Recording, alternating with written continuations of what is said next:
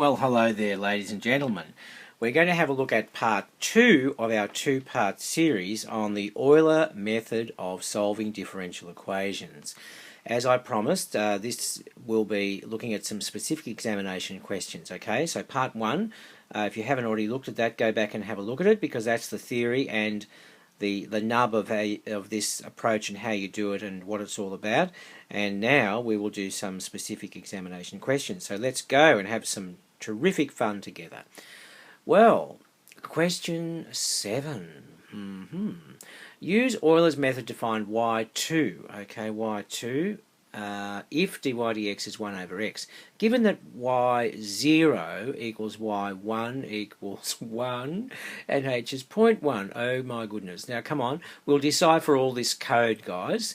This means here, this is the initial value of y, okay? That's y at ground 0, if you like.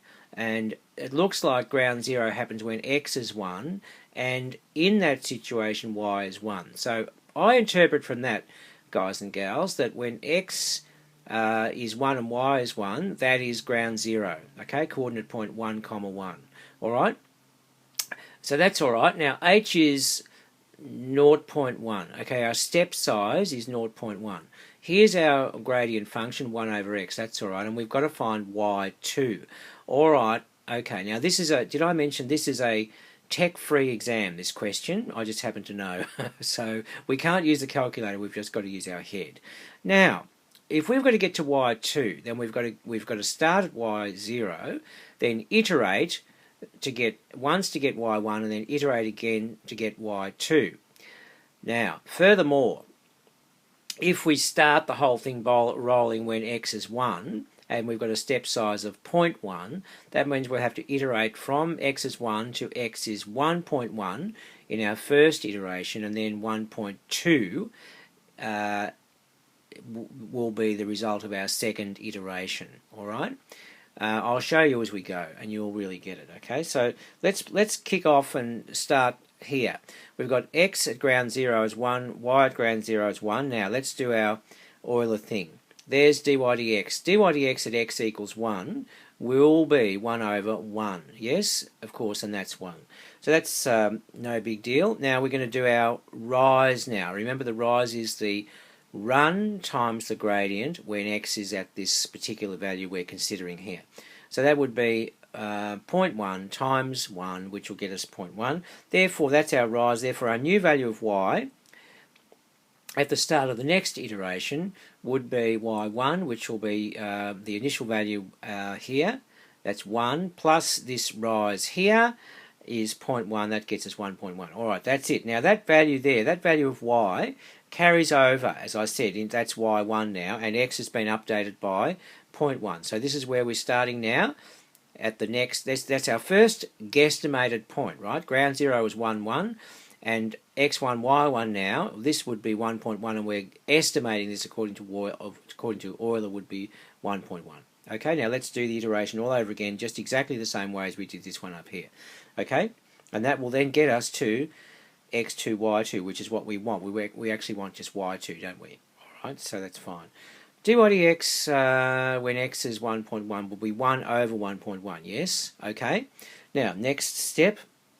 Therefore, h times dy dx when x is 1.1 will be 0.1, our step size, times 1 over 1.1, which is getting pretty ugly. So therefore, y2 is our initial value of y, which was over here, plus our rise, which is this thing, and that gets us whatever it gets us. Now, that's it, guys. This is y2, right? We've arrived, okay? So at that point, x would be 1.2 and y would be estimated to be this. Now the problem with this is we've got to express this as a fraction. Yes, a fraction. So how are you going? How are you on your mental arithmetic? Because remember, this is a technology-free exam. This was probably the bugbear of this question, I would say. Trying to do that. So come on, let's make a start and see if we can do it. What would you do? What would you do? Well, I'll tell you what I would do. Do you want to pause the video and have a go? Why don't you do that and come back? Alright, see you. All right, you're back. All right, now I'm going to tell you what I would do. I would do an LCM on both those terms like that.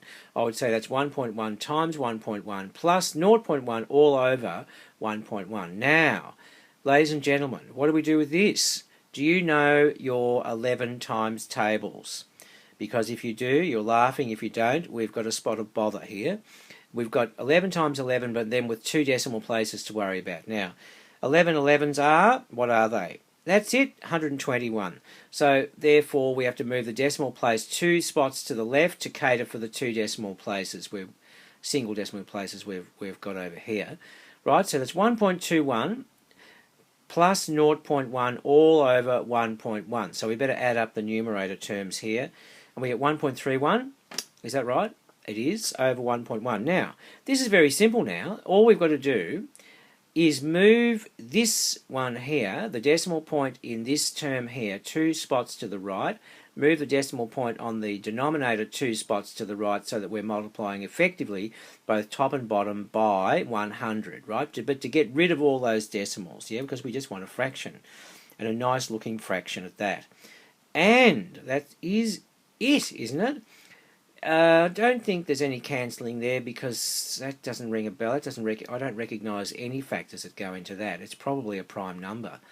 This is 11 times 5 times 2. There it's prime building blocks, but I don't think there's anything to cancel in with this term here in common. So probably that's the answer. Yes, that is the answer, and thank you, Mr. Box. And a good day to you too, Mr. Box. Alright guys, now is that it? I think there was a part B to this question, so that was part A, and we did well, didn't we? Now let's do part B. What are we going to do now? Solve the differential equation given in part A, which is this one up here, to find the value of y, which is estimated by y2. Okay, so this is the estimate, and we've got to find the real thing, right? The real deal. So we've got to express our answer in the form log of a plus b. Okay, I think we can do this. Let's just make a start. Now, what's this? A first order differential equation, and a very nice one at that. But we certainly, oh yes we can integrate that just like that. We can, because that's in terms of x, and we're integrating with respect to x. It's just log x, guys. Log mod x, that is. Log of mod x base e plus c. We better put our boundary conditions in though. Now where is it? So when x is 1, y is 1. Isn't that right? Now, I can see that that log term is going to just cancel out there because log of 1 is 0, isn't it? So therefore c is 1, isn't it? I think so. Yes, it is. How excellent. Now, we'll just use that information, and therefore we can say that y is log of mod x plus 1. But wait, there's more, guys. That's not the end of the story.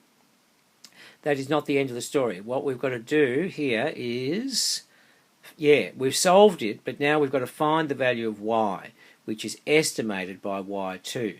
Now, the key to that, guys, is to recognise the appropriate value of x to put in here, which will give us the value of y2, okay? Now, right, we iterated twice. So we went from x0 was 1, x1 was 1.1, and then we iterated through that line. We get a carryover value here for the next iteration, which we don't have to do, but that would be x2 and y2. So x2 would have been 1.2, y2 was this funny looking thing here. Do you understand that? Yeah, so we iterate there to go from x0 to x1 here, at the start of here. Then we iterate through here to get x2 and y2 at this point down here, if you like, if we were to continue on. So we are going to substitute 1.2 in there, and that's very important that you get that. Yes, I hope you get it. If you don't, just think about it. It makes sense, yes? Right, so x is 1.2, y will be log of 1.2, and you'll notice that I've removed the modulus signs here because 1.2 is not a negative number, so we're safe. We're not going to give poor old Mr. Log a heart attack by giving him a negative number in there. So he's happy, and we're happy. So y is log of 1.2 with the base of e plus 1, and we've got Mr. Box again. Thank you, Mr. Box. Are you happy, guys? Are you happy? We've answered the question. Just quickly read it again, make sure we've got it right before we leave it. Yes, I think it's great. Okay, good show. Well done. Now, another one. We've got two questions in this video, so this is the second question of two. It looks like here dy dx equals this thing here, and we've got our boundary conditions here, where ground zero is when x is 0 and y is 0, okay? We have to first of all solve the differential equation. So no sign of Mr. Euler anywhere here. This is just a straight solution of a differential equation. The Euler bit actually comes up in part B. So let's just solve that, guys. Right, well now this one here, you cannot integrate that with respect to x, can you? Because there's no x's here, it's all y. So what do? Of course you do, you flip it. It's the flip technique, yeah? So you get the reciprocal, dx dy will be the reciprocal of the right-hand side, all of the right-hand side that is. So that's 1 over all of that. Now, what do you do with that? What do you do with that? Are you thinking about it? I've done a bit of thinking about it, and I think it looks suspiciously like an inverse tan. But I think I need to make u equal to y plus 2, because that's a bit confusing, that term there. And if I make u equal to y plus 2, that reduces that to a single symbol, u squared plus 4. But let's just not get ahead of ourselves, let's give that a try. Yes, x would be that, and then after we do that, guys, we've got to get y as a function of x, which will take a bit more rearranging. But it should be fine. It should be fine. Let's just do the old u trick, yeah? Let u equal y plus 2, and therefore du dy is 1, and therefore du is dy. Well, that's nice. So therefore, let's re-express our integral now. So we've got x is basically, this, and it's looking very, very suspiciously like an inverse tan, except it's we need to have a 2 up there, so let's just put a 2 there and a half out here to compensate, and I reckon we've got a half of inverse tan of u over 2, would you agree? Plus c, of course, don't forget the c. Yeah? Alright, well now we better substitute back for what u was, and we get that. Now, this is very excellent. Now, I think probably we better get Mr. C sorted out here by putting our boundary conditions in, don't you? So if we substitute, this is, yeah, that's right, x is 0, y is 0, yes? Okay, so put that in and see what we get. Oh, no, this is interesting, isn't it? Look. Now, do you know, I hope you know, that what is the angle, that's what this says, the angle which has a tangent of 1. What is that angle? Yes, it's pi on 4. So this is going to be a half of pi on 4. Yeah, which is pi on 8. So therefore, it looks like Mr. C is minus pi on 8. Okay? Very excellent. Now, we've got that sorted out. We're getting closer and closer to our final result here. So that's where we are. Now, it looks beastly, doesn't it? But look, no problem. We'll just do a little bit of, you know, pea and thimble here. Put that over there, multiply by 2, and see what we get. Oh, very nice. Now, all we've got to do now is take the tan of both sides, right? The tan of both sides. So tan of 2 times, open bracket x plus pi on 8, close bracket, will equal tan of the angle whose tan is, in other words, tan of inverse tan of y plus 2 over 2. Now, did you know that the tan of the inverse tan of y plus 2 over 2 is just y plus 2 over 2? Did you know that? Did you know that? Because it's really important that you actually think that through and get that. And it's for the same reason that inverse tan of y plus 2 over 2 would also just be y plus 2 over 2. You think about it. If I said to you tan of the angle whose tan is 1, right? I'll say it again. Tan of the angle whose tan is 1. Now, therefore I'm saying the tan of, now what is the angle whose tan is 1? That is pi on 4, isn't it? So I'm really saying tan of pi on 4. And tan of pi on 4 is 1. So therefore, the tan of the angle whose tan is 1, the answer is just 1. Now you better write that down if you don't get that, and you really think about it, and because that's a very important thing to know, okay? So, meanwhile back at the ranch, if we take the tan of both sides, we get tan of 2x plus pi on 8 is equal to y plus 2 over 2. Let's write that out. Now, all right, so just, oh yeah, we just got to make y the subject. Now that's easy. So we basically multiply both sides by 2 and then subtract 2, and we get that. Mighty fine, don't you think? Yeah, it's excellent. Now I think there's a part B to this where Mr. Euler makes his grand entrance. I thought so.